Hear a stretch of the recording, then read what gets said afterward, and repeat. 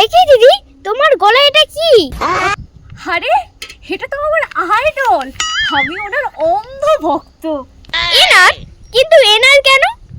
আরে তুমি জানো না এনার মধ্যে কত ট্যালেন্ট আছে? আর তার থেকেও বড় কথা, আমি এনার থেকে কত কিছু শিখতে পারি তুমি জানো? তার আগে তুমি বলো তুমি কি করো? আমি বিটেক করছি, সাথে একটু ব্লগ বানাই। ও আচ্ছা আচ্ছা, তুমি বলো তো বর্ণপরিচয় কে লিখেছিলেন? ঈশ্বরচন্দ্র বিদ্যাসাগর। আরে দূর, স্বামী বিবেকানন্দ লিখেছিলেন। এবার বলো চাঁদে প্রথম কে গিয়েছিলেন বলো? আরে রাকেশ রোশন গিয়েছিলেন। এবার বলো সতীদাহ প্রথা কে রোধ করেছিলেন? কেন? রাজা রামমোহন রায়।